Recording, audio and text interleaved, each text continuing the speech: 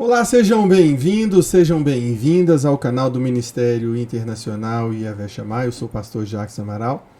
E antes de começarmos os nossos estudos dessa manhã, eu queria trazer aqui para vocês uma ação solidária que o nosso ministério está promovendo para ajudar alguns irmãos que estão passando por necessidades. Nós sabemos aí, que o SUS está sobrecarregado, e nós temos alguns irmãos precisando de tratamento médico. Então, diante disso, o Ministério tomou a iniciativa de angariar fundos e em uma das iniciativas nós estamos promovendo a rifa, o sorteio de um teclado arranjador da marca Yamaha, modelo PSR E463. Está aqui, nós estamos selecionando 100 números, cada número para ser vendido no valor de R$50. E você que pode e quer nos ajudar, entre em contato aí com a Rafaela pelo número de telefone ou pelo WhatsApp. Você pode ligar, discar. O DDD é 31, que nós estamos falando da região metropolitana de Belo Horizonte. Então 31 é o DDD para você que quer nos ajudar e que está fora da região metropolitana.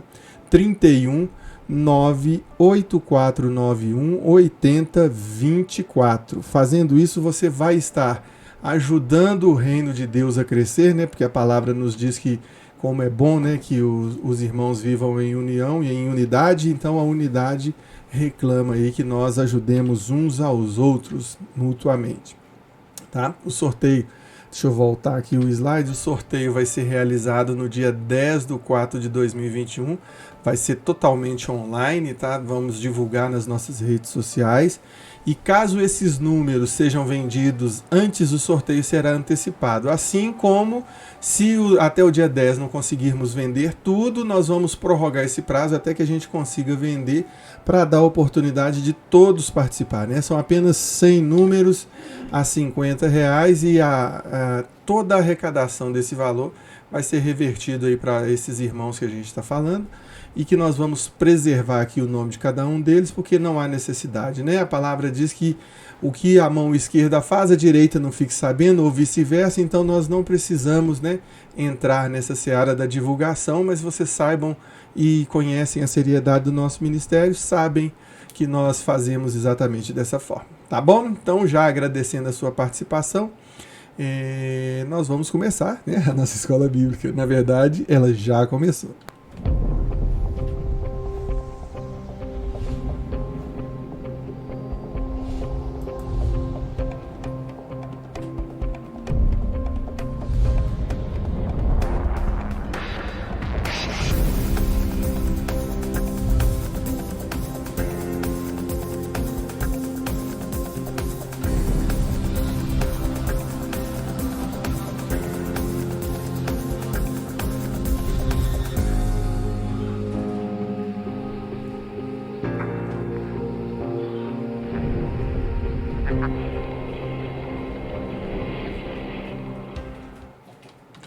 Estamos de volta. Eu recebi um feedback muito legal aqui, que o pastor Silvio, sempre que eu falo isso, ele me diz que fica parecendo um jornal, de tão profissional. Mas nós estamos aqui com muita alegria para apresentar. E hoje nós temos bastante conteúdo, muita coisa mesmo para falar, porque é o tema central da Bíblia, A Bíblia tem vários temas, Esse é um dos temas centrais, para dizer a verdade, que é a apresentação da pessoa do Senhor Jesus Cristo, o Messias. Nas aulas passadas, nós vimos que a expressão Messias é a expressão hebraica, cujo significado é ungido. Então nós temos como ungido, o Messias, e a palavra Cristo tem o mesmo sentido de Messias e de ungido, só que é a expressão grega para essas duas palavras. Tranquilo? Então hoje nós vamos perseguir aqui, vamos tentar aprender um pouco de como que o Messias foi apresentado no Antigo Testamento e quais são as passagens relevantes que nós devemos nos atentar para que tenhamos esse entendimento de como Jesus Cristo foi apresentado, Quais são as promessas que giram em torno da pessoa de Jesus Cristo, e tudo aquilo que veio se cumprir justamente nele, tendo vindo aqui em carne e osso.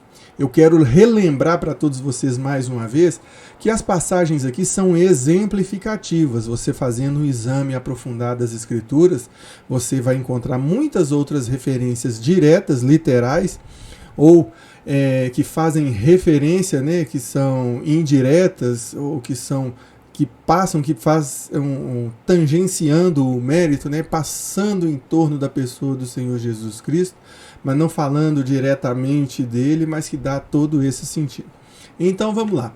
E para começar, hoje nós temos bastante material para ler, a primeira passagem que nós trazemos aqui é a respeito da promessa que o próprio Deus faz quando ele está expulsando, né, Adão e Eva do Jardim do Éden. Então você vai encontrar essa referência lá em Gênesis 3,15, onde é a promessa de que a partir da mulher, a semente da mulher, ia vencer o inimigo das nossas almas, ia vencer Satanás. E a palavra diz assim na minha tradução: e porém inimizade entre ti e a mulher, e entre a tua semente, ti e tua para se referir a Satanás, e a mulher e sua para se referir a Jesus Cristo.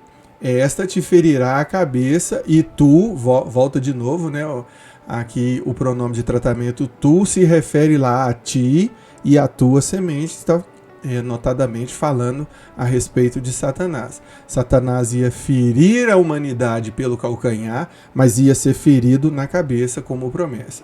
E aí, uma observação que o autor desse ensino está nos trazendo é que parece tratar de uma declaração que, muito embora Adão e Eva tivessem cometido o pecado, tivessem aberto mão, né, da presença de Deus e tudo, mesmo assim Deus manteve o seu plano, que era de levar em termo, né, levar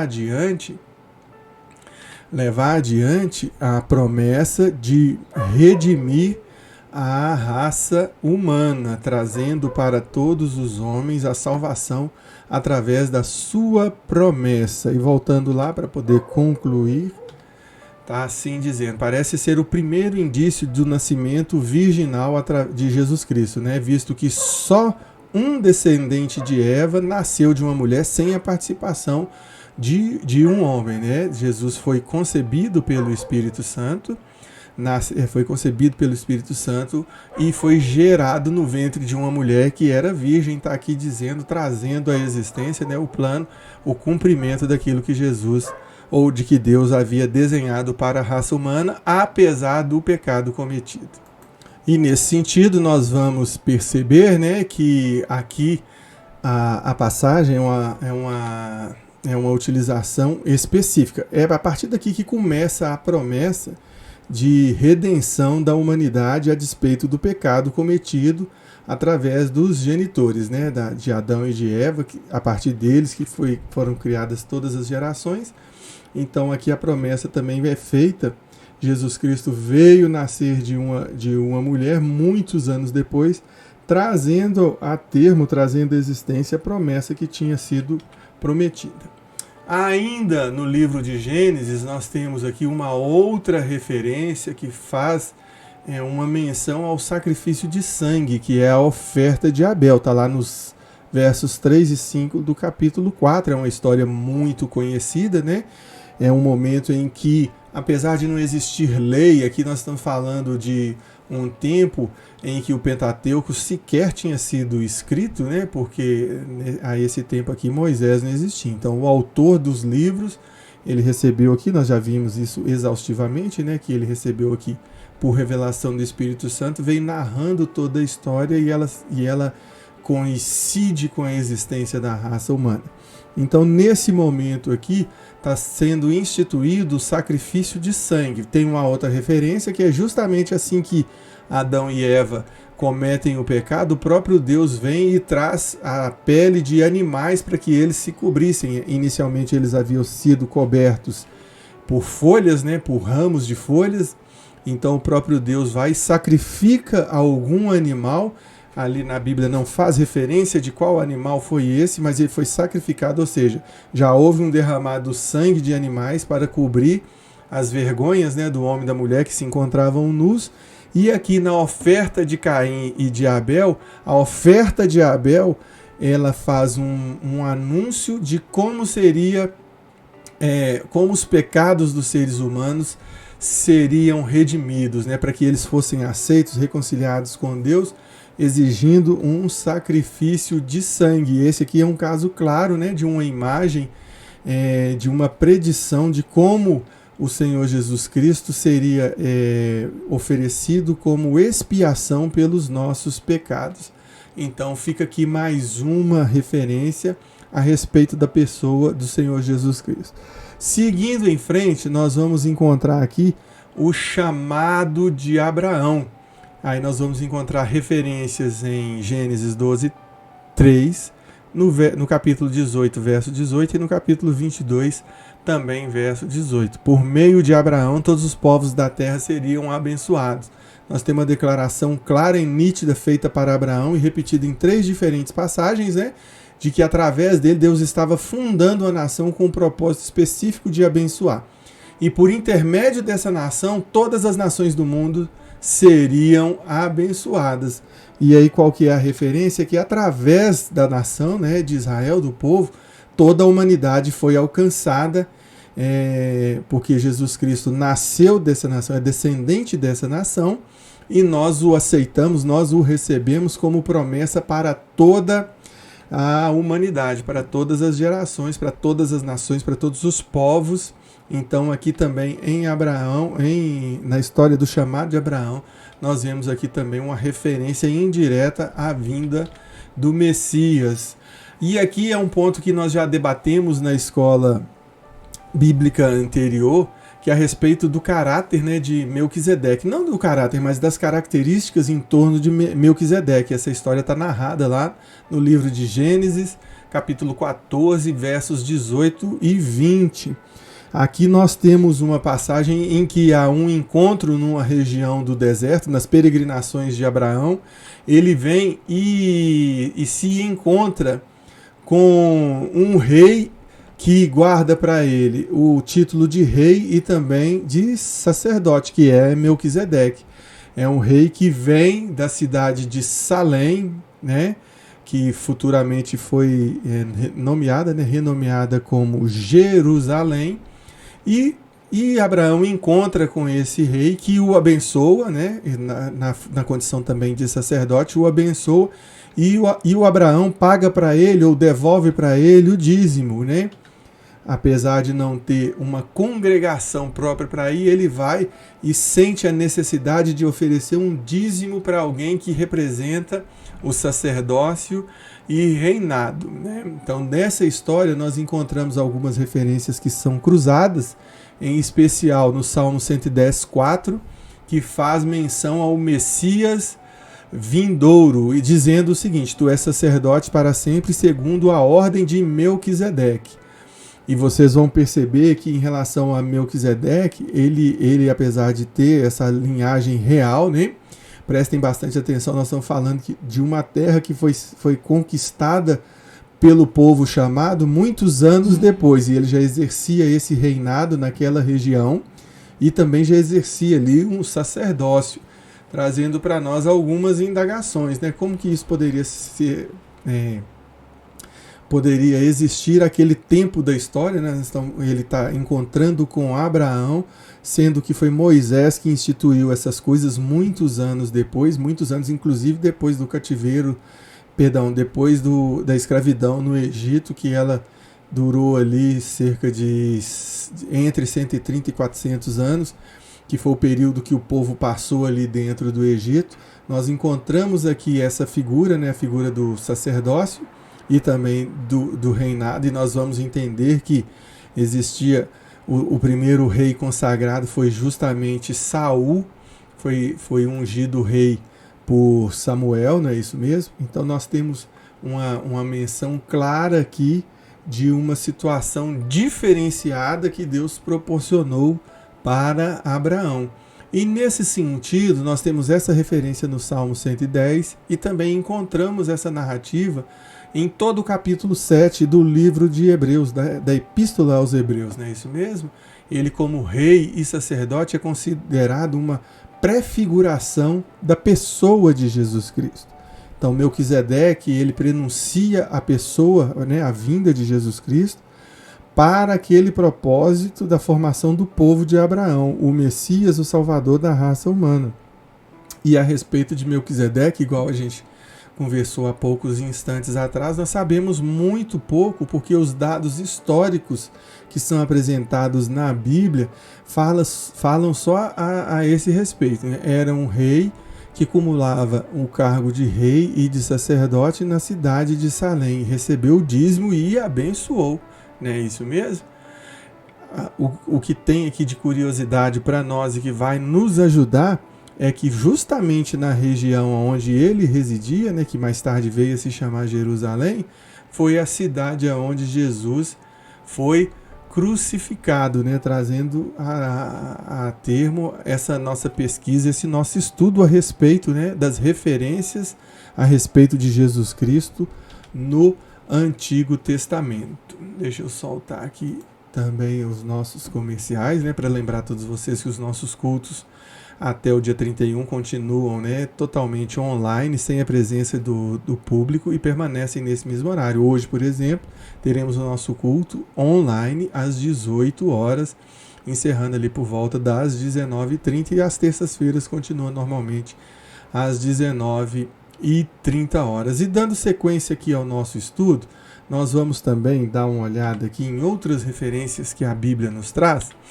Tá aqui, ó, Gênesis 22, dos versos 1 até o 19, é uma passagem também muito conhecida, e ela traz para a gente agora uma conotação bem interessante, que nessa passagem nós vamos entender que durante 3 dias, na mente de Abraão, Isaac teve morto, né? Isso mesmo, o filho estava morto, porque quando Deus falou com ele, vamos apresentar uma oferta, ele sabia que a oferta era justamente o filho. Vamos testar aqui a sua fé. Ele foi confiando, né? E aí nós vamos ver as características que se assemelham com o martírio de Jesus Cristo, não é isso mesmo? Estava lá na mente do Pai, versos 22, 4. É um sacrifício vicário, versos 22, 13. Foi oferecido no Monte Moriá, não é isso mesmo? No mesmo lugar onde o Abraão pagou os dízimos, né? Para Melquisedeque. E Salém é o Monte Moriá, né? 14 e 18, o mesmo lugar onde que Jesus Cristo foi crucificado. Então, assim como o Melquisedeque é um prenúncio da pessoa que a nação de Abraão ia trazer ao mundo, esse sacrifício também, ele faz uma menção, ele retrata a morte e a ressurreição de Jesus Cristo. Então, é também uma forma de apresentação da pessoa de Jesus Cristo, fazendo uma menção, né, já no Antigo Testamento, fazendo referência à pessoa de Jesus Cristo e o cumprimento da sua obra. Pois bem, dando continuidade, nós vamos avançar um pouco mais e ver que também na instituição da Páscoa, o Antigo Testamento apresenta a pessoa de Jesus Cristo para ser oferecido como um Cordeiro de Deus. Você vai estudar, né? Nós temos a festa da Páscoa na nossa igreja, né? Celebramos a Páscoa, sim. Inclusive estamos aí perto, né, da celebração.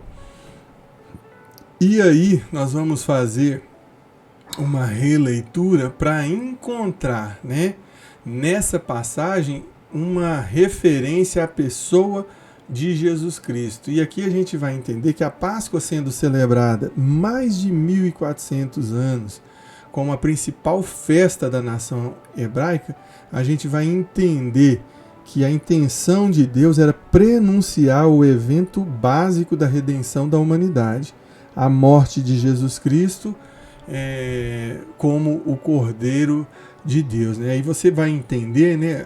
É sempre importante, tá?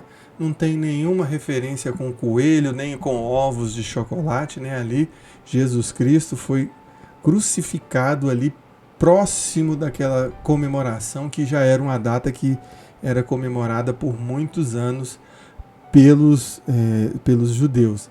E aqui nós temos a clara visão, o que demonstra, né, o quanto Deus estava preocupado com a obra de Cristo muito tempo antes do seu real acontecimento. Então a gente vê que Jesus Cristo, ele é apresentado em diversas passagens, né? Nem poderia ser diferente. Algumas dessas passagens são referências literais e outras são referências indiretas, né? Elas são o contexto todo. E isso faz todo sentido, porque justamente a fé a fé, né, da qual Abraão é tido como um exemplo de pai da fé, ela consiste nisso, em você acreditar que a promessa que foi feita ela vai ser cumprida através da vinda de um Redentor e de um Salvador. Esse Redentor já veio, que é Jesus Cristo, e nós precisamos entender que existe essa promessa para todas as nações, e Deus veio trazendo evidências do cumprimento dessa promessa ao longo de toda a existência. Parece que é demorado, não é isso mesmo? Mas a palavra diz, principalmente em Hebreus, que o justo viverá pela fé, né? Nós precisamos acreditar que isso é verdade, assim como o povo que tinha sido chamado, o povo que tinha sido escolhido, devia e deveria acreditar e deve acreditar que foi em Jesus Cristo que essa palavra, essa promessa veio a ser cumprida. Então nós vamos continuar. Aqui nós avançamos, né? Nós já vimos Gênesis, já vimos Êxodo, agora vamos dar uma lida em Levítico, né? O dia da expiação, não é isso mesmo? Aqui o dia da expiação era celebrado uma vez por ano e envolvia 2 bodes, um sacrificado como oferta pelo pecado. Essa oferta pelo pecado, ela também faz uma referência à pessoa de Jesus Cristo, uma vez que existe uma identidade entre essa oferta pela expiação lá atrás, como o dia, né? Deixa eu ver aqui a correta expressão, o dia da expiação, vem com essa proposta, né, trazendo ali no livro da lei, né, de Levítico, um outro prenúncio muito claro, né, e histórico da morte expiatória de Jesus Cristo, né? Você já pode ter ouvido essa expressão aí, né? Eles estão me pegando para bode expiatório, ou pegou fulano de tal para bode expiatório. Aí você pode achar que esse é um dito popular, mas não é. Isso aí é um mandamento de Deus, né? Foi entregue para Moisés há muitos anos atrás. Essa expressão ela está contida lá no livro de Levítico, no capítulo 16, onde Deus vem trazendo, através de Moisés, todo um cerimonial que envolve esse dia, e fazendo também, né, uma referência direta à pessoa de Jesus Cristo. Aí nós voltamos e avançamos um pouco para o livro de Números, e aqui nós temos a referência a uma estrela no capítulo 24, os versos 17 e 19. Eu selecionei aqui só trechos desses 2 versículos que vão ser interessantes aqui para o nosso estudo, para o nosso debate. Que uma estrela surgirá de Jacó, um cetro se levantará de Israel. De Jacó sairá o governo, ele destruirá os sobreviventes das cidades. Aqui tem uma outra previsão específica, né, de um governante notável. Trata-se da mesma pessoa referida como aquele que pertence ao cetro, lá em Gênesis 49:10, e que governará todas as nações, mais uma referência à pessoa de Jesus Cristo. E nós podemos entender que de várias e diversas maneiras Deus vem apresentando a pessoa de Jesus Cristo. De várias, assim como é apresentado o Espírito Santo, né, nós temos vários simbolismos, e nós vimos isso na semana passada. A pomba, o óleo, o vinho, a água, não é isso mesmo? Tudo isso não vem representando aí alguma característica do Espírito Santo? Não é isso mesmo? Com Jesus Cristo é a mesma coisa. Através da Bíblia, através das Escrituras, nós temos diversas passagens fazendo referências, às vezes diretamente ou às vezes indiretamente, da pessoa de Jesus Cristo.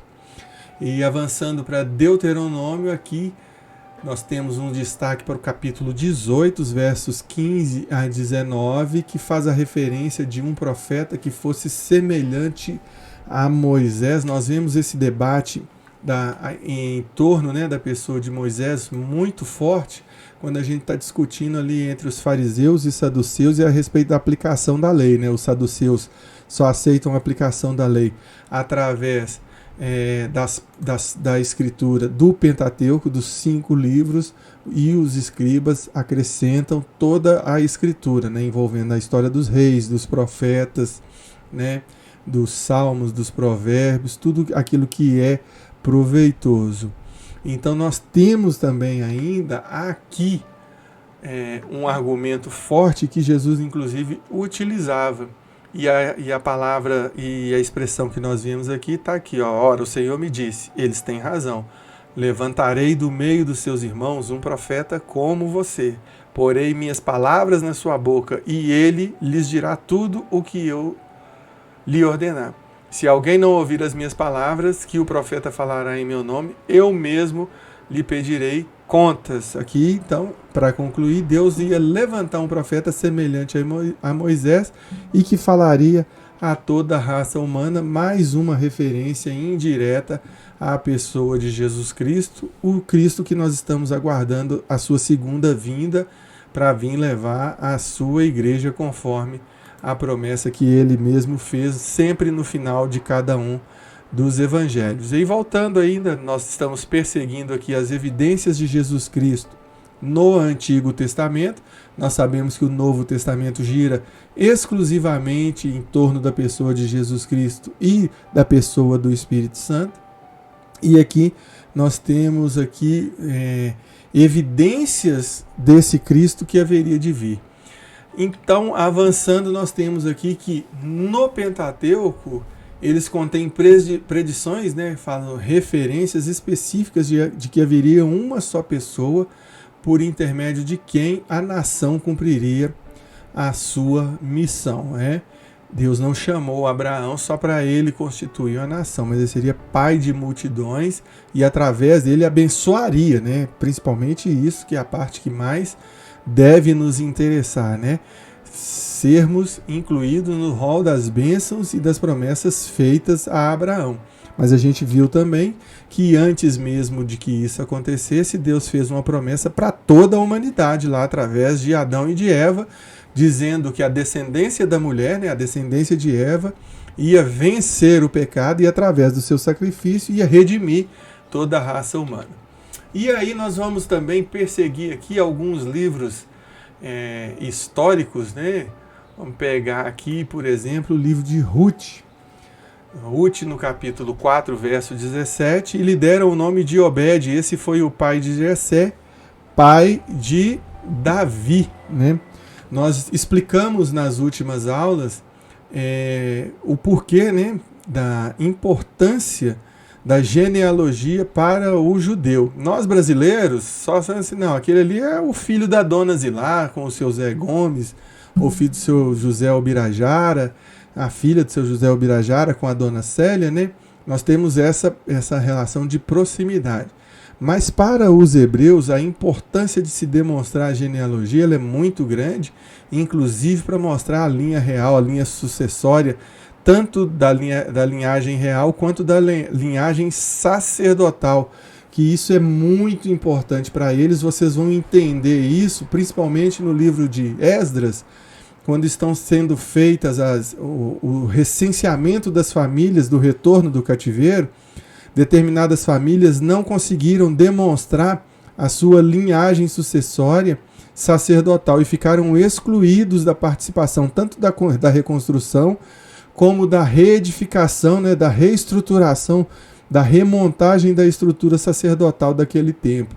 E isso nós vimos também em algumas aulas passadas, acabaram trazendo consequências que tiveram influências, inclusive no Novo Testamento, na formação territorial. Vocês vão se lembrar da região lá da Galileia, da região que era aquele povo que foi expulso, né, da região, o conflito lá dos samaritanos. Tudo isso começou lá atrás justamente por causa desse apego a essa genealogia. Não é à toa que o Evangelho de Mateus ele já vem sendo aberto, explicando as 42 gerações desde Adão até chegar em Jesus Cristo, para mostrar essa linhagem e conferir validade e poder. Foi através dessa estratégia, inclusive, que muitos judeus se converteram ao cristianismo, trazendo essa esperança, essa promessa para nós até os dias de hoje. Justamente porque, através da genealogia, a própria autoridade de Jesus Cristo no Novo Testamento, ela vem através disso, dele ser chamado de mestre, de ser o rabi, né, ou Rabone, dele frequentar a sinagoga, dele poder ensinar. Aos 12 anos ele estava dentro da sinagoga já debatendo com os mestres, né? Alcançou a sua idade madura, a sua idade adulta aos 30 anos, já com o título de mestre, se apresentando, e o seu evangelho, a explicação das mesmas escrituras às quais os judeus possuíam acesso, a palavra nos diz que ela vinha com a autoridade de quem vivia e de quem tinha essa autoridade, que ela foi conferida por Deus, mas também era conferida através dos homens, o respeito pela pessoa do mestre que está ensinando, né? O próprio episódio de Jesus entrando dentro do templo, né, e derrubando as bancas dos cambistas e colocando, né, um título pesado para aquele povo: raça de víboras, vocês estão transformando a casa do meu pai num covil de salteadores, num covil de ladrões, né? Jesus Cristo tinha essa autoridade por ter o título de mestre, de ser o Rabone, de ser o rabi perante a estrutura judaica, né? Ter essa autoridade de poder falar, de poder discursar dentro da sinagoga, por ter passado por todos esses ensinamentos e ter cumprido toda a lei que vinha trazendo. E essa mesma autoridade deu para ele essas interpretações aos casos concretos, né? Um caso que eu gosto muito de explicar aqui é o caso da mulher que foi pega em adultério, né? Que eles já trouxeram, né, a mulher e sozinha para o apedrejamento, que era justamente aquilo que Moisés tinha recebido como lei, né? Foi pego em adultério, vai ser apedrejado. E Jesus Cristo, vendo aquela situação, entendendo a maldade no coração dos homens, que eles não queriam simplesmente cumprir a lei de Moisés, porque ali não estava cumprindo a lei, estava cumprindo a lei parcialmente. Afinal de contas, ninguém adultera sozinho, né? Já conversamos a respeito disso. A pessoa com quem ela foi flagrada adulterando, o homem, né, da relação, não estava ali presente. Não é isso mesmo? Então Jesus Cristo traz uma interpretação apropriada para aquele caso e dizendo, né, mostrando para os mestres, para os doutores da lei que ofereceram aquela situação desafiadora para Jesus Cristo, uma interpretação que é condizente com as boas novas, né, com o evangelho que liberta, que salva, que é a mesma escritura, mas a aplicação na prática é essa, né? Ele simplesmente diz: aquele que não tem pecado, que se julga apto a proferir julgamento e a determinar a sentença para essa mulher, que esse atira a primeira pedra, mostrando para cada um daqueles mestres que eles mesmos estavam enganados nas suas convicções daquela maneira. E tudo isso vem trazer para a gente está conversando a respeito ainda da linhagem, né, de Jesus Cristo e da importância de se observar esses estatutos dentro da comunidade judaica, né? A primeira delas, a linha sucessória, a linha hereditária, né? E nessa passagem de Ruth aqui nós temos uma referência direta a Boaz, né, como um dos pais, né, de Davi, né? Veio ali a geração de Boaz, que ele é apresentado como uma prefiguração de Cristo. Ele, 1100 anos antes do nascimento de Cristo, né, ele já estava ali refigurando. E um outro aspecto, né, que mostra aqui que esse Boaz, ele foi também o mesmo resgatador de Ruth. Não é isso mesmo? Ele pagou o preço ali. O resgatador é aquele parente, né, do marido, vocês conhecem a história. Ele é o parente, né, da pessoa que faleceu, que tem o direito de receber ou de resgatar a esposa. E nesse caso, ele não era, pela linha sucessória, a pessoa direta, mas a pessoa que tinha esse direito abriu mão. Então Boaz exerceu esse papel, e aqui traz para a gente também essa figura, né, para adquirir. Aqui nesse caso, no nosso caso, no contexto, né, Jesus Cristo pagou o preço, né, de sangue para resgatar a sua igreja, que é a noiva de Cristo. Aí nós temos uma outra referência, avançando um pouco mais, no primeiro livro de Samuel, no capítulo 16, falando sobre Davi. Aqui também nós vamos falar sobre a linha sucessória, a importância, né? É a partir disso que nós encontramos, né, alguns relatos, né, de Jesus Cristo chamado como filho de Davi. Nós temos principalmente na passagem que fala do cego Bartimeu, que ele estava ali gritando, né, Jesus, Jesus, filho de Davi, mostrando mais uma vez a importância dessa questão da linhagem sucessória, né?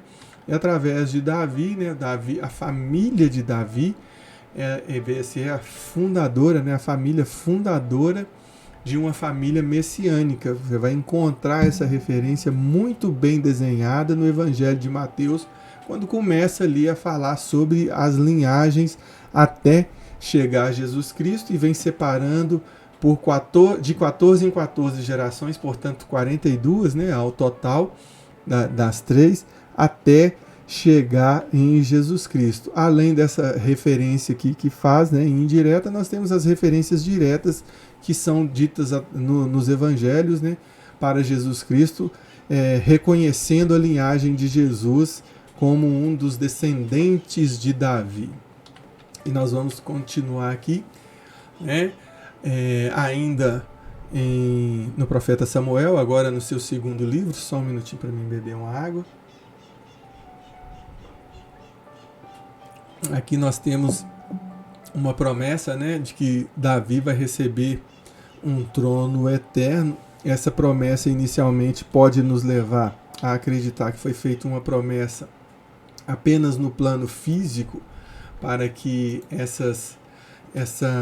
esse reinado eterno fosse apenas no plano físico, mas hoje nós temos o entendimento de que aqui nós temos também uma menção para o plano espiritual. Nós vamos voltar lá em 2 Samuel 7, no verso 16, né? O seu trono será estabelecido para sempre. E aqui começa uma longa série de promessas no sentido de que a família de Davi reinaria, né, para sempre sobre o povo de Deus. Essa promessa ela é repetida no Antigo Testamento, mas a parte que mais nos interessa é que a promessa terá o seu cumprimento num único grande rei que viverá para sempre e estabelecerá um reino de duração eterna. É claro que quando chegamos ali, né, começa com Davi, depois Salomão, logo depois vem o filho de Salomão para reinar, só que esse depois é deposto. E aí no primeiro quadro explicativo, nas nossas primeiras aulas lá, falando, né, sobre o Antigo Testamento, sobre a linhagem dos reis, vocês vão ver que na nossa tabela existe lá referência à linhagem de Davi, mas também à linhagem de Saul. E ela não foi exclusiva só para Reino do Sul e Reino do Norte. Nós vamos encontrar sucessores, né, a linha sucessória real. Nós vamos ter momentos em que seriam a família de Davi a reinar e momentos que seria a família de Saul a reinar, né, a linha sucessória de cada uma dessas duas famílias. E elas vieram em alguns momentos intercalando tanto em Jerusalém, em Judá, né, quanto em Israel e Samaria. Essa tabela está disponível nas nossas primeiras aulas online de Escola Bíblica Dominical. Foram as nossas primeiras apresentações e você pode fazer a consulta aí na nossa videoteca, né? Nós temos a nossa playlist aí, ou você pode criar a sua própria e fazer essa verificação. Então, nesse sentido, o reino físico, ele basicamente encerrou depois que o filho de Salomão tomou posse do trono. Logo depois daquilo ali, houve essa confusão de reinados entre as linhas sucessórias de Saul e de Davi. Mas o que importa aqui para nós é que na genealogia Jesus Cristo aparece lá na frente como um descendente de Davi, não é isso mesmo? Mas o que é mais importante para o nosso estudo aí é que ele vai se levantar como, né, um grande rei, estabelecendo um reino cuja duração é eterna. Então é isso. Da mesma forma que nós vimos lá que tem a ordem de Melquisedeque, né, a quem pertence o cetro, vimos a questão da estrela, vimos o profeta semelhante a Moisés, aqui nós temos essa referência clara de Jesus Cristo como o rei que vai reinar para sempre. E aí nós vamos voltar aqui para continuar o nosso estudo, avançando para o livro dos reis, né? É uma promessa, a mesma promessa que foi feita a Davi, nós vimos no slide anterior, ela é repetida aqui para Salomão, né? O seu reino não terá fim.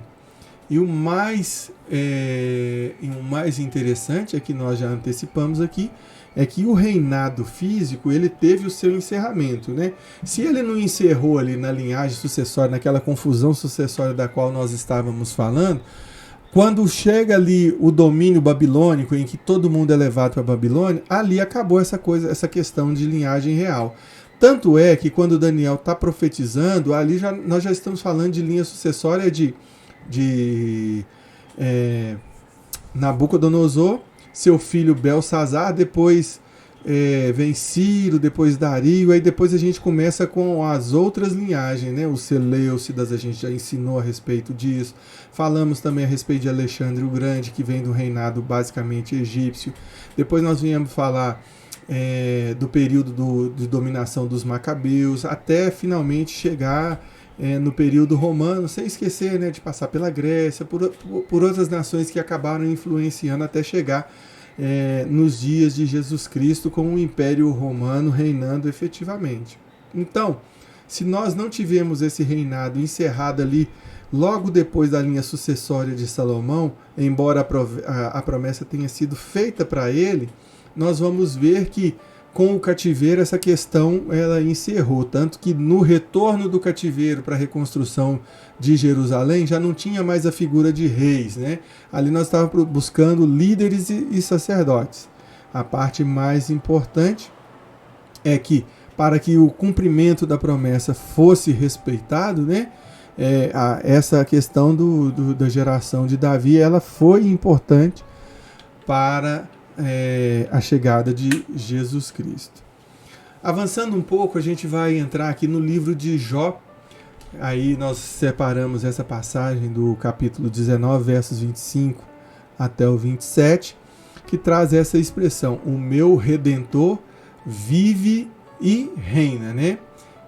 E que no fim se levantará sobre toda a terra, que é mais uma referência direta à pessoa de Jesus Cristo, né? Porque Jó, diante de todos aqueles sofrimentos que ele veio passando, ele pôde erguer os olhos para os céus e dizer que o Redentor vive e reina. Assim com ele aconteceu, ele teve restituído tudo aquilo que ele perdeu, teve de volta a sua honra, né?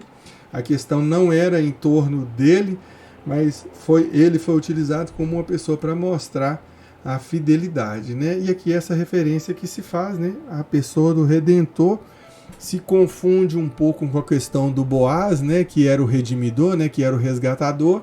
Aqui nós vimos a figura específica do Redentor, que vem para tirar o sofrimento, né, que vem para redimir, para livrar dos pecados.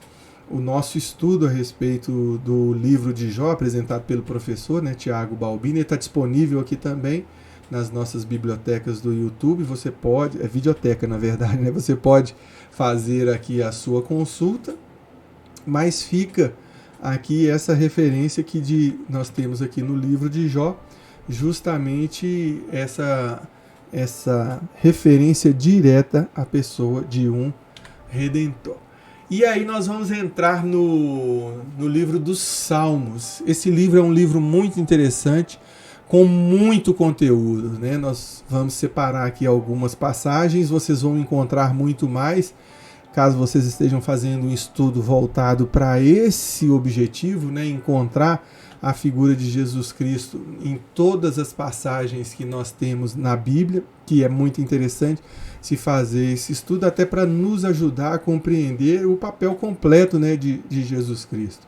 Um bom entendedor, um bom leitor da Bíblia, que vai saber aplicar praticamente na sua vida, né, utilizando a palavra de maneira que ela venha te transformar, vai ler exatamente a Bíblia nesse contexto, conhecendo todas as nuances, tanto do Antigo Testamento como do Novo Testamento, até para entender que Deus não mudou, né? Nós estamos vivendo em tempos de isolamento social, estamos de uma forma contribuindo com as autoridades, limitando o acesso das pessoas à congregação, ao templo, para tentar, né, conter ou achatar essa curva da disseminação da Covid-19, que é a nossa contribuição, mas o plano de Deus não mudou em absolutamente nada por causa disso.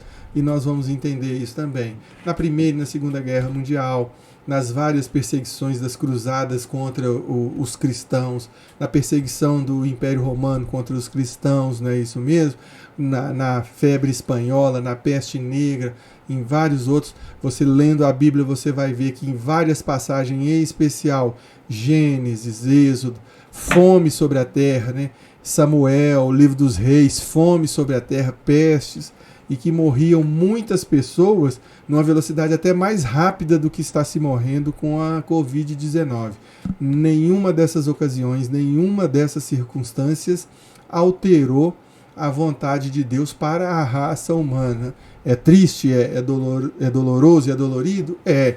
Eu perdi a minha sogra recentemente, o pastor Elias perdeu a mãe dele há pouco tempo. Isso dói muito na gente, fora os amigos que a gente tem aqui, essa semana mesmo, morreu uma pessoa que era muito chegada aí, de todas nós, e tem morrido. O irmão Lázaro também morreu recentemente. Traz tristeza em nosso coração? Traz. Mas existe um plano em andamento e Deus não está mudando esse plano por causa dessas situações, por causa dessas circunstâncias. E assim também é na palavra. A palavra ela vai nos mostrar que Deus tem um plano e Ele vai levar esse plano a cabo. A raça humana vem pagando, às vezes até com a vida, em decorrência do pecado que assola essa terra. A Covid-19 é uma dessas características, mas o plano de Deus está em pleno andamento, ele está em pleno funcionamento. A segunda etapa do plano já foi concluída, né? A primeira foi a promessa de que viria Jesus Cristo, a segunda foi a vinda de Jesus Cristo. A terceira, que é aquela que nós estamos aguardando, é o retorno de Jesus Cristo para buscar essa igreja redimida, lavada e remida pelo sangue de Jesus, que sou eu e que é você.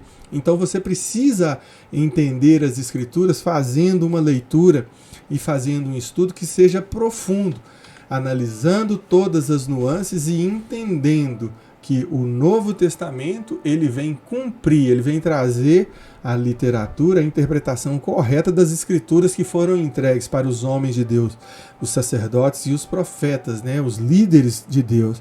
Nós estamos falando de Abraão, de Isaac, de Jacó, de Moisés, de Josué, de Samuel, de Davi, de Salomão, né, de Daniel, estamos falando de Isaías, todos esses homens que foram usados por Deus. E aqui nos Salmos nós vimos essa literatura vasta e rica, né, que vai nos ajudar a compreender ainda mais a pessoa do Senhor Jesus Cristo. E a partir da leitura do livro dos Salmos em especial, você vai ver que diversas expressões, né, que foram usadas no livro dos Salmos são usadas e utilizadas por Jesus Cristo também durante o seu evangelho. Então aqui, de uma maneira geral, no capítulo 2, nós temos aqui a expressão ungido do Senhor e a referência que se faz que o Rei Eterno surgiria da família de Davi. Então, para esse capítulo 2, são as referências mais importantes. No Salmo 16, vem trazer referência à ressurreição de Cristo. E essa palavra, ela também tem uma referência cruzada com o ensinamento de Atos 2, versos 27 e o verso 31. A minha tradução diz assim: Tu não me abandonarás no sepulcro, nem permitirás que o teu santo sofra decomposição. Aqui está falando claramente a respeito da ressurreição. Ninguém vai ressurgir com a sua forma toda decomposta, né? Toda perecível, né? Ou toda perecida, não é na verdade? E em Atos 2, 23 e 27, a referência que faz é a ressurreição de Cristo, né? Que já muitos indícios da morte do Messias. Aqui nós temos uma predição bem nítida da sua vitória sobre a morte e da vida também para sempre. Então nós já falamos a respeito do capítulo 2, que faz uma referência direta ao ungido do Senhor, e temos aqui uma outra referência a respeito da ressurreição do Cristo. Lá no Salmo 22, aí nós vamos ter uma espécie de um retrato da crucificação de Jesus Cristo, né? As mesmas palavras que Jesus Cristo utilizou lá em alguns dos evangelhos, elas são aqui preditas no Salmo 22. A expressão, meu Deus, por que me abandonaste? Não é isso mesmo? Por que eles estão caçoando de mim? Vem, Senhor, me liberte, aqui Salmos 22, 7 e 8, né? A zombaria dos inimigos, né? Alguns que chegaram até cuspir, zombando de Jesus Cristo, né? A questão da perfuração das mãos e dos pés, né? E vocês vão comparando as narrativas, né? Esse material que está colocado aqui vai ser disponibilizado até segunda ou terça-feira no grupo dos estudos bíblicos, é o nosso grupo de WhatsApp. Se você não tem acesso, você não participa desse grupo, quer participar e quer receber esse material, nos sinalize, manda aqui nos comentários ou no chat aí diretamente seu número de telefone, dizendo que você quer receber tanto esse material como quer participar do grupo dos estudos bíblicos, que você vai participar. Nesse grupo não existem membros apenas da comunidade do Ministério Internacional Yahvé Shammah, mas gente ou pessoas de outras igrejas, e você vai entrar lá e vai receber também esse material, para que você faça essas referências, né, para que você estude esses versículos, comparando os escritos, em especial aqui do Salmo 22, com aqueles que estão descritos no Evangelho, ou nos Evangelhos, né? Aqui nós vimos que até os menores detalhes, eles são preditos, né? Aqui no caso, o verso 18 do Salmo 22 diz que as roupas seriam lançadas por sortes, distribuídas, né, por sortes. E isso aconteceu lá também no Evangelho, lá em Mateus 27, 35, você vai encontrar tudo isso, né? E qual a conclusão que nós podemos chegar, né? Que o Salmo 22 está falando especificamente da crucificação de Cristo, e ali nós vamos ver que os salmos são assim, né? Normalmente são orações, são súplicas, são petições que são feitas, em alguns casos são cânticos que são entoados, né? Aqui nós temos a maioria dos autores conhecidos, mas tem muitos outros que são orações ou que são súplicas, que são cânticos de autores desconhecidos, em especial alguns em que as pessoas faziam esses cânticos, essas súplicas, essas intercessões, essas imprecações, né? O pastor Valdir vai me corrigir aí daqui a pouco. Essas imprecações, às vezes subindo as escadarias, às vezes nas romagens, né, eles pela estrada, né, que é a tradição para o judeu, eles se apresentarem na capital, né, em Jerusalém, para as principais festas. Nós já aprendemos a respeito disso, né, que as pessoas saíam das nações aonde eles habitavam e pelo menos uma vez por ano iam para Jerusalém, né. Nós vimos lá na festa de Pentecostes, na descida do Espírito Santo, que foi isso que aconteceu. Povos, né, vários judeus de diversas nações diferentes estavam ali reunidos, esperando, né, celebrando o Pentecostes, estavam ali orando, haviam recebido a palavra, haviam se convertido ao cristianismo, estavam ali cumprindo, né, o mandamento de Jesus Cristo, que Jesus os ordenou para que eles ficassem ali, permanecessem em Jerusalém até a descida do Espírito Santo, e ali eles estiveram reunidos, orando por muitos dias, até que o Espírito Santo veio e os contemplou e os abençoou, né? E foi uma festa linda e maravilhosa. E aqui a gente vê que isso é claramente aqui, ó, fazendo a referência direta a essa crucificação de Jesus Cristo. Isso tudo escrito muitos anos antes dos acontecimentos. Avançando, nós vamos encontrar no Salmo 41, 9, a referência de que Jesus seria traído por um amigo. E assim está lá, Salmo 41, 9, até o meu melhor amigo, em quem eu confiava e compartilhava, né, ou partilhava do meu pão, voltou-se contra mim, fazendo aqui, ó, uma analogia entre a figura do amigo Aitófel, que está lá em 2 Samuel 15, verso 12, com Jesus Cristo. Aí você vai ver as referências a Judas Iscariotes, especialmente no Evangelho de João, capítulo 13, a história está narrada do verso 18 ao 27, e no Evangelho de Lucas, versos 22, 47 e 48. O que eu aprendo com tudo isso, pastor? Essas referências que são feitas lá nos Salmos, elas são indiretas. Você, pegando a sua Bíblia, não de aplicativo, porque não são todos os aplicativos que tem, mas as suas Bíblias de papel, você olhando nos rodapés, ou nas barrinhas laterais da sua Bíblia, você vai encontrar as referências cruzadas. Eu utilizo um aplicativo que se chama YouVersion, que é uma Bíblia digital. Ela tem várias versões de Bíblia em vários idiomas e em várias traduções. NVI, ela tem Almeida revisada e corrigida, atualizada, são diversas, né? Contemporânea, nova tradução na linguagem de hoje. Nessa Bíblia, você tocando em determinados pontos, você vai encontrar as referências cruzadas. Essas referências é a nossa forma de fazer um estudo comparando os textos que são, ou que eles, mesmo tendo essa diversidade de tradução, nós vamos encontrar essas similaridades. Às vezes palavras que Jesus Cristo falava e que estavam lá nos Salmos, ou nós vamos encontrar narrativas dos evangelhos que coincidem com coisas que os profetas vinham anunciando, né? O livro de Isaías é repleto dessas referências, não é isso mesmo? E ao longo de toda a Bíblia você vai encontrar.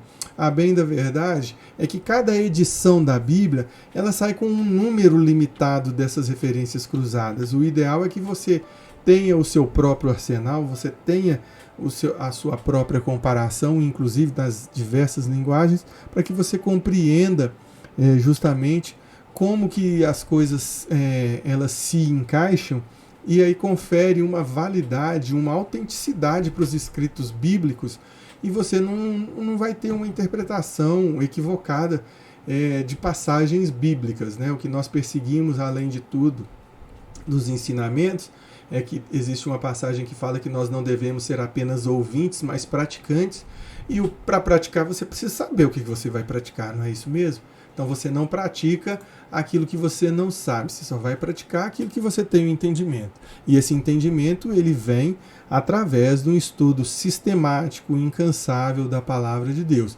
Sim, e é isso mesmo, você vai passar a sua vida inteira estudando a Bíblia e aos poucos, como se fosse doses de conta-gota, o Espírito vai te revelando as passagens, vai te revelando para que você faça uma aplicação prática na sua vida, dependendo do estágio da sua vida, né?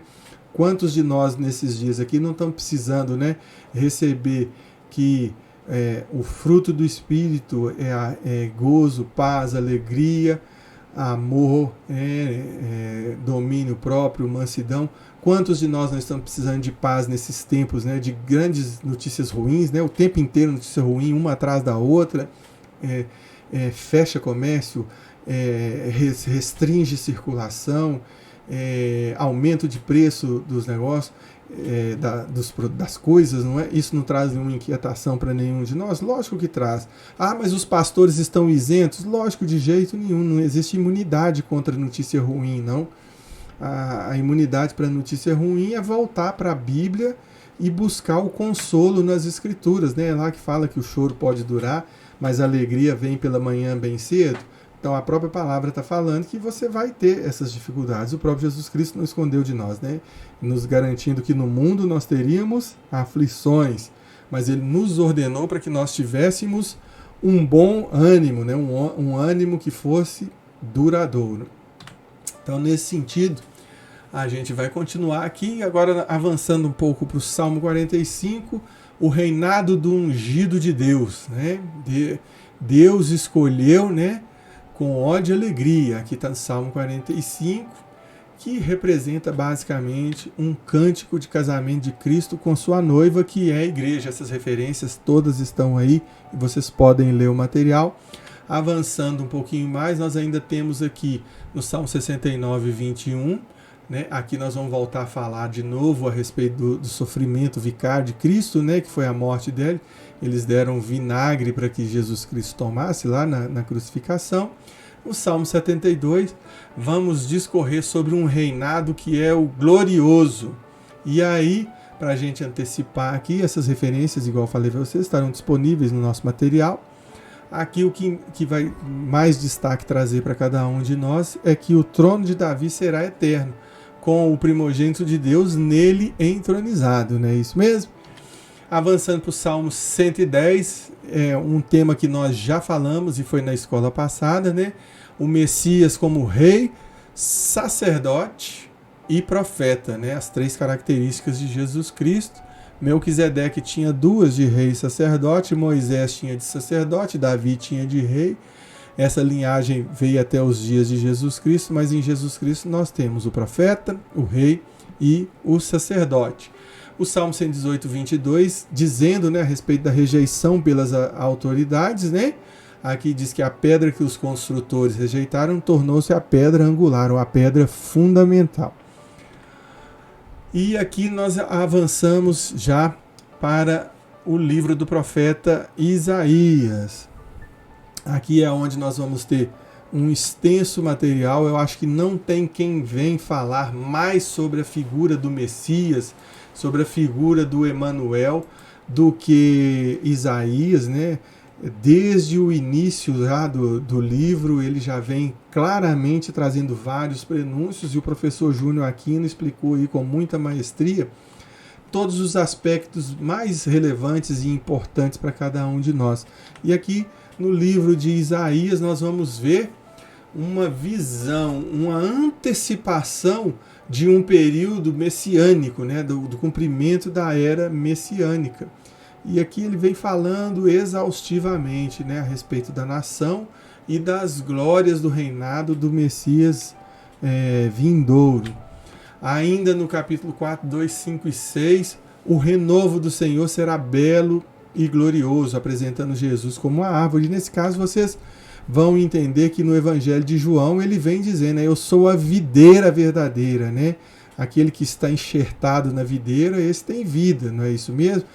E aquele que está enxertado e está produzindo fruto, ele corta para dar mais fruto, e o que está enxertado não está dando fruto nenhum, ele corta e lança no fogo. Todas essas referências a respeito da figura de Cristo são trazidas às vezes de maneira literal, em outras de maneira indireta no Antigo Testamento, né? Aqui ele é representado como um renovo brotando, né, do toco de uma árvore, não, do tronco de uma árvore, da família de Davi. É isso mesmo? Avançando aí, nós temos em Isaías o episódio em que são duas passagens, né? No capítulo 7, ele recebe o nome de Emanuel, que significa Deus conosco, e no capítulo 9, ele é o menino maravilhoso, né? Tem até uma canção aí do Abrantes, né? Como é que é o nome dele, gente?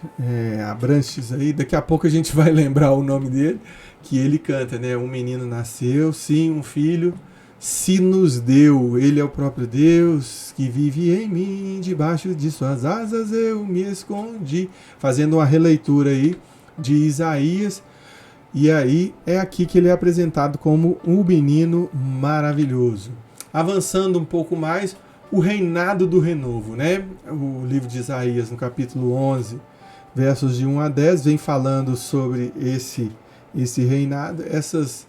Essas passagens, elas são comparadas aí, né, com a instituição da Páscoa e da expiação. E esses detalhes, eles são descritos, nós já vimos isso, né, em Isaías, no Salmo 22, e também nós vamos encontrar essa mesma passagem em Isaías 53. A passagem é famosíssima, você conhece aí, né, até de fazer orações utilizando essas passagens, né? Ele levou sobre si nossas dores, né? E aí Isaías 60, referência direta de que ele será a luz do mundo. Você vai encontrar aí a mesma referência de Jesus apresentando e transferindo, né, o seu legado de evangelho para os seus discípulos, dizendo para os seus discípulos, né, vocês são a luz do mundo e o sal da terra.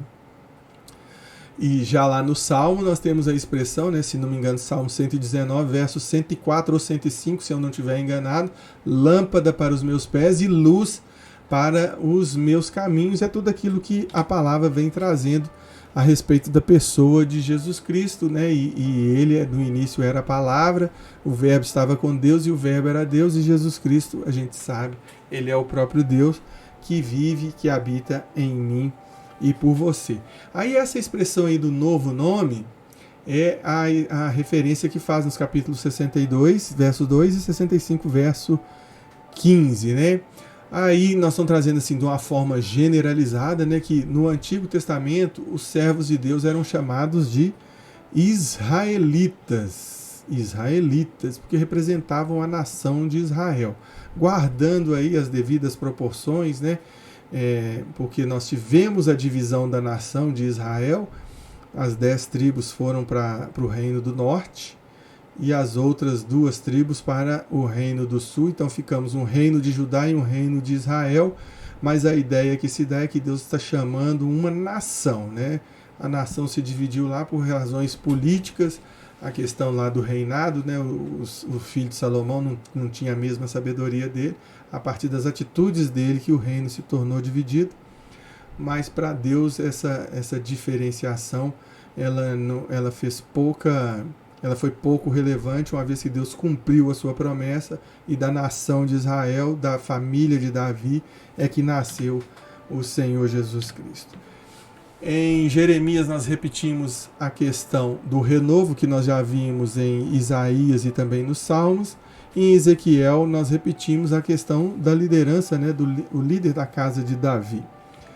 Aqui em Ezequiel nós vamos trazer uma passagem que ela é mais figurada, e aí aquela passagem do capítulo 47, né, que todos nós conhecemos, existem até canções que falam a respeito disso, e eu destaquei aqui nessa passagem a respeito dos frutos, né, que estão em Jesus Cristo. Aí faço referência novamente à explicação da parábola da figueira, que Jesus está falando a respeito de si mesmo para os seus discípulos, né, é que da figueira também é de onde produz os frutos, né, e dos frutos aqui, por essa referência que nós estamos cruzando, vem trazendo para a gente que os frutos servirão de comida e suas folhas de remédio, né. E aí nós vamos ver que esse rio, ele traz um impacto, né? Como se ele fosse um rio vivificante da presença de Deus, como uma imagem de um rio que está fluindo, né, direto do templo, né? E aí nós já temos a referência, né? Nós temos que deixar fluir dentro de nós, que somos o templo, o rio de Jesus Cristo, né? Fluindo rio de águas vivas para alcançar o mundo inteiro, né? Pois que no final dos evangelhos, Jesus Cristo vem e fala: ide por todo mundo, pregai, sendo minhas testemunhas, batizando em nome do Pai, do Filho e do Espírito Santo, e todo aquele que crer será salvo, né? Aquele que for batizado também vai ser salvo.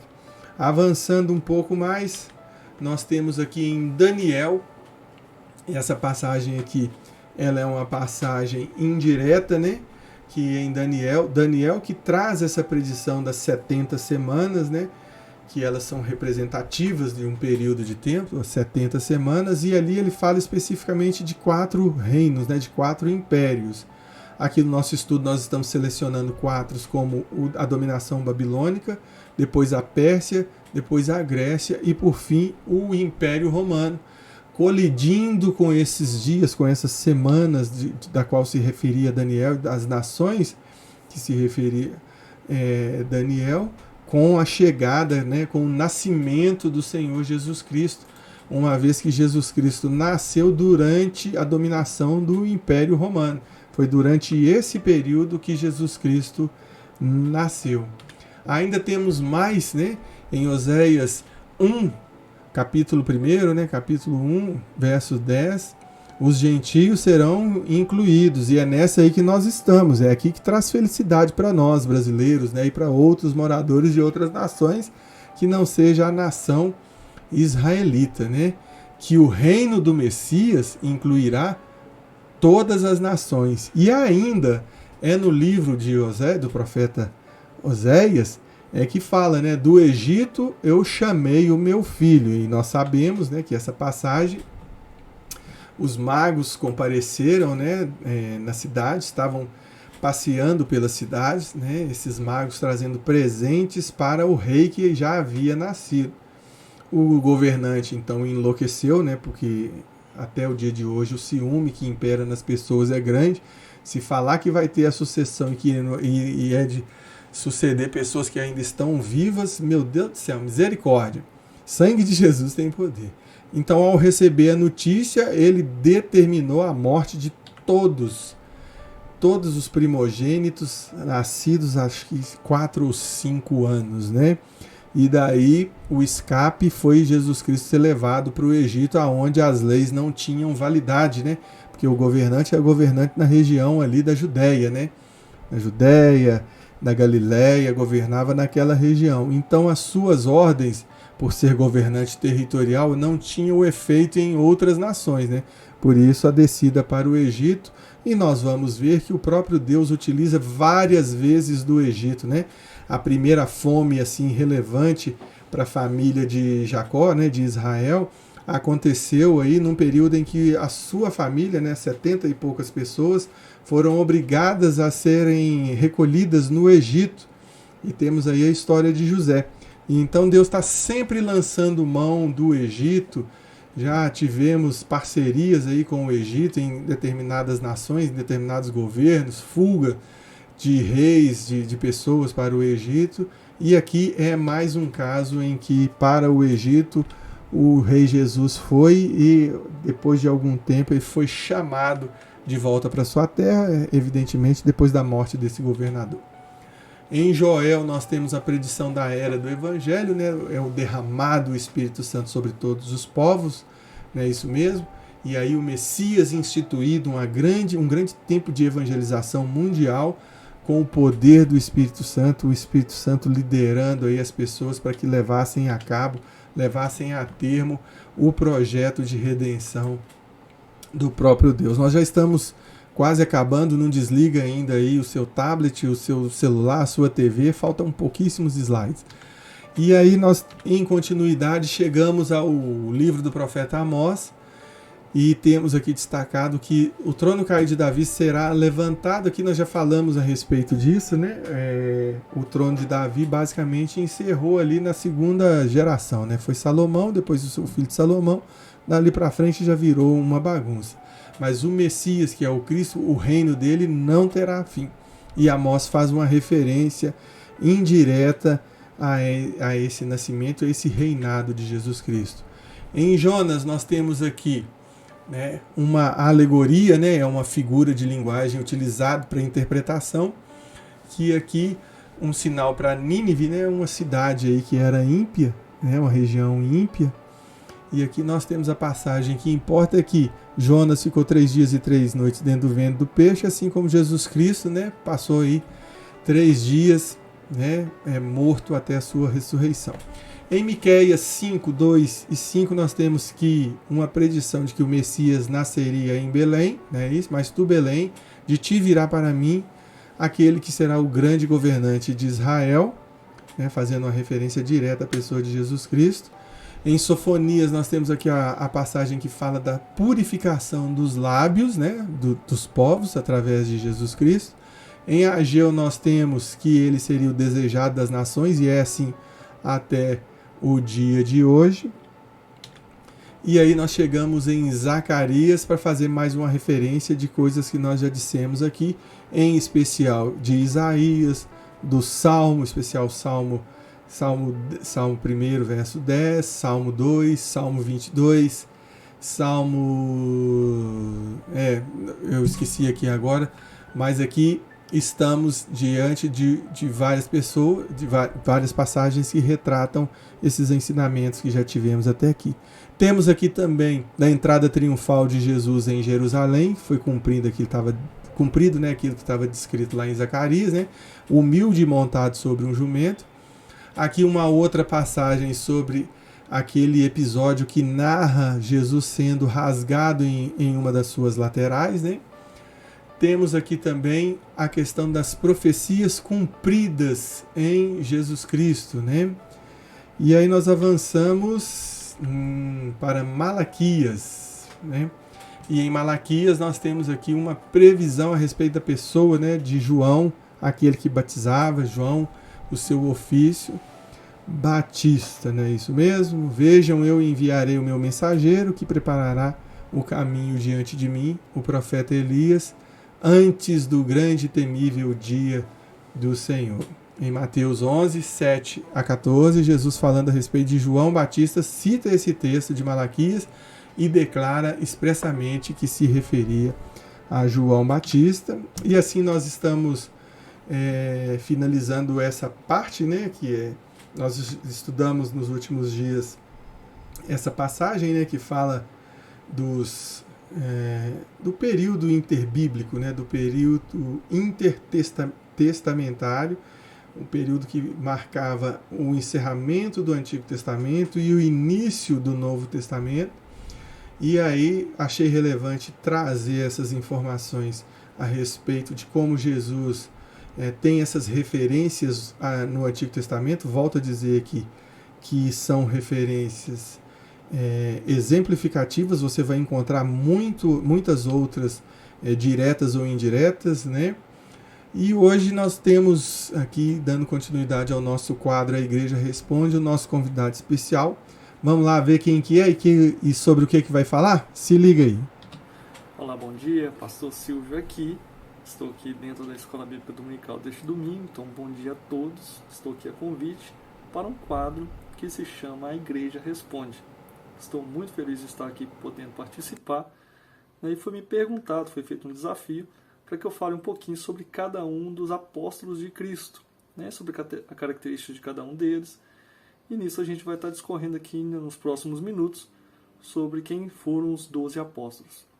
Resta a dizer que todo o projeto que Deus teve para com eles, para com esses 12 apóstolos, a gente tem hoje o fruto disso e foi um grande sucesso. Está sendo um grande sucesso. Hoje Jesus Cristo é a pessoa mais falada e mais conhecida de todo o planeta.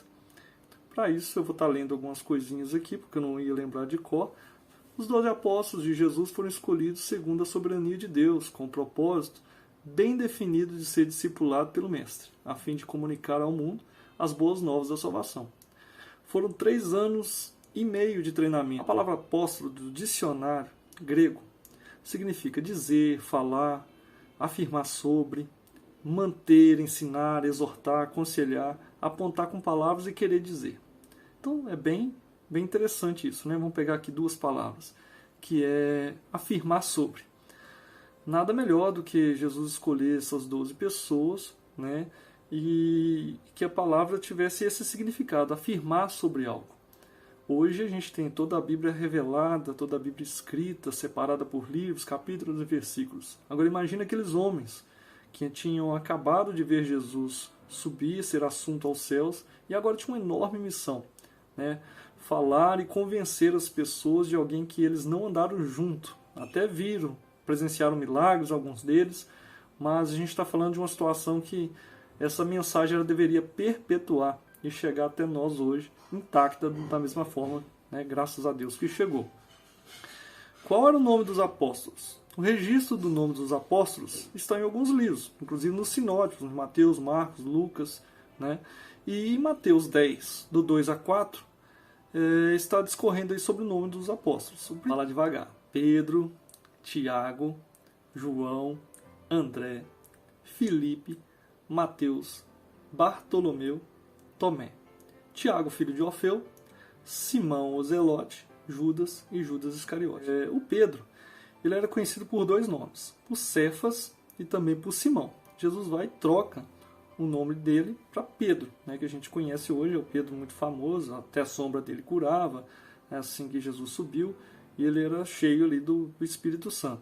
Ele era irmão de André, né, também apóstolo, e provavelmente trabalhava em sociedade com Tiago. Então Pedro, André e Tiago provavelmente trabalhavam numa associação de pesca. Pedro era casado, né, foi um dos apóstolos que mais se destacou no início da igreja, foi aquele mesmo que andou sobre as águas, mas também foi aquele que negou a Cristo, né, que o galo cantou, aquela história toda. Ele é autor de 2 cartas, 1ª e 2ª Pedro, e provavelmente ele foi a fonte inspiradora para que Marcos escrevesse ali a sua carta, né, o seu evangelho, aliás. E Tiago. Tiago este também era pescador. Ele era filho de Zebedeu e Salomé. Salomé aqui, ela era irmã de Maria, sim, mãe de Jesus. Então resta dizer que Tiago, que também era irmão de João, esses 2 eram primos de Jesus. João, como a gente disse, era irmão de Tiago, também filho de Zebedeu e Salomé, e é conhecido no evangelho que leva o seu nome como discípulo amado. Ele se destaca na história da igreja como o primeiro a acreditar na ressurreição de Jesus. Autor de um dos evangelhos, o único a apresentar Cristo como o Verbo de Deus. Além disso, escreveu 1ª, 2ª e 3ª João, fora ainda o Apocalipse. André era irmão de Pedro e um dos discípulos de João Batista. Então você já nota que Jesus chamou alguém que já estava encaminhado, alguém que já, vamos dizer assim, religioso, alguém que estava procurando por alguma coisa, era o André. Filipe era natural de Betsaida, a mesma cidade de Pedro. Ele apresentou Natanael ao Senhor Jesus. Mateus também era conhecido como Levi. Este também escreveu o evangelho que leva seu nome. Foi encontrado por Jesus, enquanto serviu o Império Romano cobrando impostos aos judeus. Jesus chega na coletoria e fala, segue-me. Simples assim, e ele seguiu. Bartolomeu, também chamado Natanael, ele era amigo de Filipe. Foi Filipe que chamou Bartolomeu. Bartolomeu estava lá debaixo daquela árvore, e Jesus chegou e falou para ele, você estava debaixo da árvore. Ali ele foi pego por Cristo. Okay?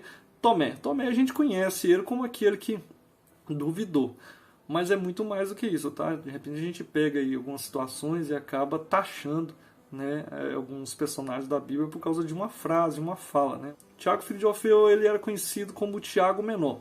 Acredito que por causa da sua estatura. Dá a entender que ele era pequeno. Tadeu é conhecido como Judas Tadeu, era o filho de Tiago, mas não esse Tiago que a gente acabou de dizer. Simão era conhecido como o Zelote. Este era um ex-cananita, ex-revolucionário. Os zelotes eram uma espécie de grupos radicais, extremamente nacionalistas e rebeldes ao Império Romano. Ou seja, em nossos dias ele seria considerado uma espécie de terrorista. Judas Iscariotes. Judas era natural de Quiriote, cidade localizada ao sul de Hebrom. Jesus nomeou como um tesoureiro do grupo, algo que revelou sua personalidade gananciosa, pois ele os roubava. Está lá em João 12, versículo 6. Ele foi o responsável por entregar traiçoeiramente o Filho de Deus aos judeus em um acordo que lhe rendeu 30 moedas. Está em Mateus 26, 15. Posteriormente, ao ver Jesus preso e torturado, ele sentiu um profundo remorso e quis devolver o dinheiro aos sacerdotes, que zombaram dele. Dominado pela amargura, Judas se enforcou para aplacar a dor, ao contrário de Pedro, que chorou amargamente e pediu perdão. O critério que Jesus utilizou para estar chamando aqueles apóstolos é meio complicado de afirmar, porque eu acredito que Jesus chama as coisas mais loucas deste mundo para confundir as sábias. Você pega algumas situações lá em Atos, quando os discípulos foram presos, torturados, e aqueles magistrados notaram que os discípulos haviam andado com Jesus, haviam conversado com Jesus de perto, porque ninguém falou como Jesus. Jesus falava com autoridade tamanha que convencia todos que estavam à sua volta. E não tinha como uma pessoa como Pedro, como André, como Tiago, que eram iletrados, falar da forma que eles falavam. Então, assim, os discípulos têm muito o que responder para nós quando a gente for lá para o céu, de todas as situações que aconteceu ali com eles, nas parábolas que foram reveladas, explicadas à parte, alguns milagres que a Bíblia não relata. Então a gente encerra aqui falando que Jesus é bom, Jesus está aqui conosco, e como os discípulos que se tornaram apóstolos, por uma nomeação bem ali de perto, aqui estamos nós também para podermos abençoar a casa do Senhor e poder servir ao Senhor com alegria. Então, muito obrigado por ter participado, pastor Jacques, a toda a equipe aqui da Escola Bíblica Dominical de Ave Chamar, muito obrigado por estar participando desse quadro, a Igreja Responde, e poder ter colaborado com alguma coisa, ok? Que o Senhor possa estar te abençoando e que a gente seja como os discípulos, não medir esforço para estar propagando aí a palavra do Senhor, amém? Muito bem, estamos de volta. Muito obrigado, pastor Silvio, pela sua participação, pelos esclarecimentos, são importantes e vão nos ajudar aí na construção do nosso conhecimento, no nosso aprofundamento aí a respeito do estudo da Bíblia. Eu queria te agradecer, por ter nos assistido até agora, nos prestigiado, te convidar para os nossos cultos, hoje às 18 horas, com muito louvor, adoração, uma palavra abençoadora para a sua vida. E te pedir, mais uma vez, sendo possível, contribua aí com a nossa rifa solidária, Deus vai te multiplicar muitas bênçãos aí por tudo que você está fazendo aí em ajuda ao nosso ministério e às pessoas da nossa congregação. Fiquem com Deus, até o domingo que vem. Amém, amém e amém.